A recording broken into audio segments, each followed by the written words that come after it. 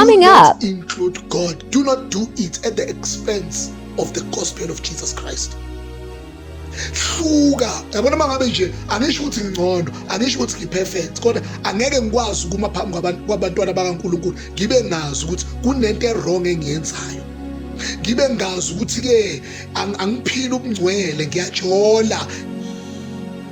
Sanibonani bafethu, anginibingelele ntambama egameni lika Jesu Kristu inkosi yethu. Siyambonga uNkulunkulu ukuthi usigcinile kwazi kwaba lesikhathi. Izwi lami ke bazalwane lishile, umuntu uyamemeza nje. Kakhulu. Kodwa ke angikho lapho bazalwane. Ngifisa ukuthi bazalwane ngeke ngibuze lento ukuthi usithatha isibindi sokuma phambi kwabazalwane ubashumayeze ngoba nakho wena unesiphiwo sokwazi ukukhuluma, kodwa ubungcwele uyazi ukuthi awusaphili. In simple terms, ngoba uma ngikhuluma ngobungcwele, ubungcwele has got different dimensions. Ubungcwele is the separation. Ubungcwele ukuba different. Ubungcwele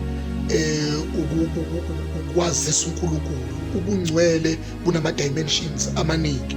Kodwa lo bungcwele engikhuluma ngabo namhlanje, ubungcwele obufanele ukuthi wena uqhelelane nesono.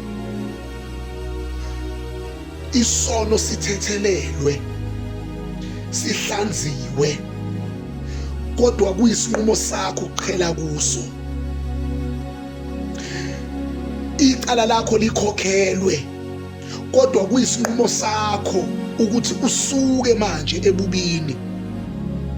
Ngoba ukuthi ukhokhelwe akusho ukuthi ngeke usaba sebubini. Ukuba sebubini isinqumo sakho. Now angikho-ke lapho, bengisazama nje ukuyiclarify kancane, ukuyichaza.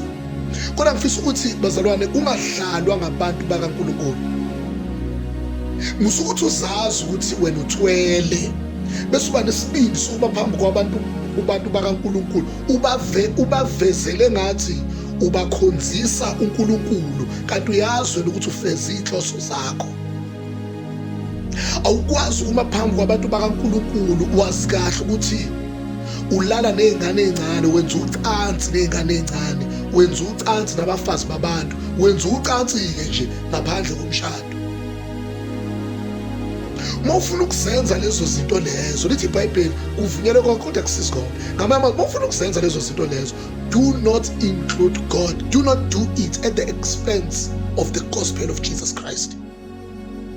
Hluka. Yabona mangabe nje angisho ukuthi ngcono, angisho ukuthi ngiperfect, kodwa angeke ngikwazi ukuma phambi kwabantwana bakaNkulunkulu ngibe ngazi ukuthi kunento wrong engiyenzayo.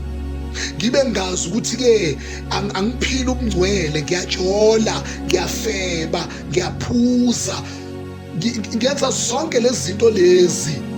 Ngidla imithi, ngiyagcaba, ngiyagquma, ngenza yonke lento lena ekhipha amandla kaNkulunkulu ifaka amandla abantu.